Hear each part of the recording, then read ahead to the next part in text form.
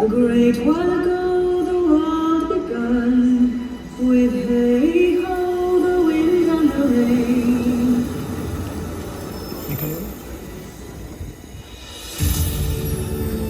No, sure, my lord, my mother cried. But then there was a star danced, and under that was I born.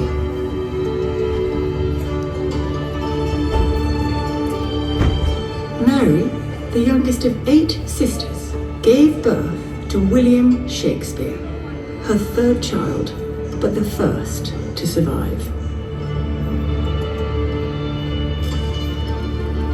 Happy what follows. Thou hast as chiding a nativity as fire, air, water, earth, and heaven can make, to herald thee from the womb.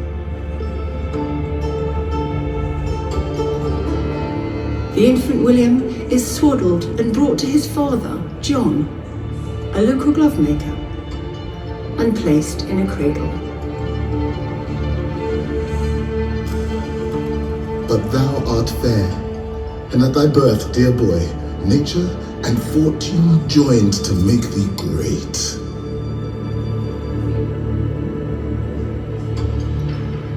At first the infant, mewling and puking in the nurse's arms. Then the whining schoolboy, with his satchel and shining morning face, creeping like snail, unwillingly to school. And then the lover, sighing like furnace with a woeful ballad made to his mistress's eyebrow. Not yet old enough for a man, nor young enough for a boy. 'Tis with him, in standing water between boy and man.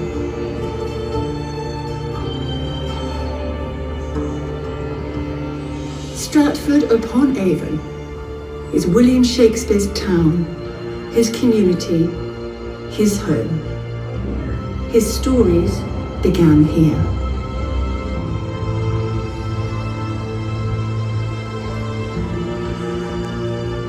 100,000 welcomes. I could weep, and I could laugh.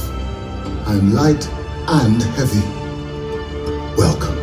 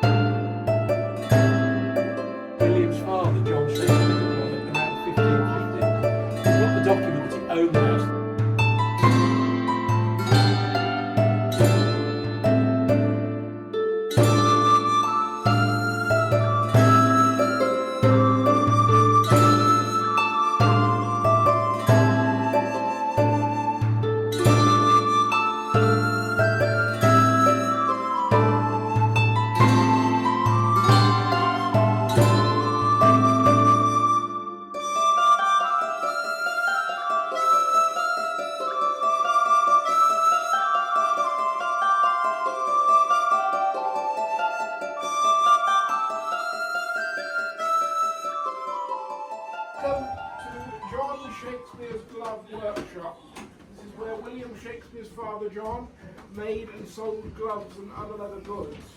Now I would like you to imagine that the street you can see outside is the street you would arrive in on if you were entering Stratford for the very first time.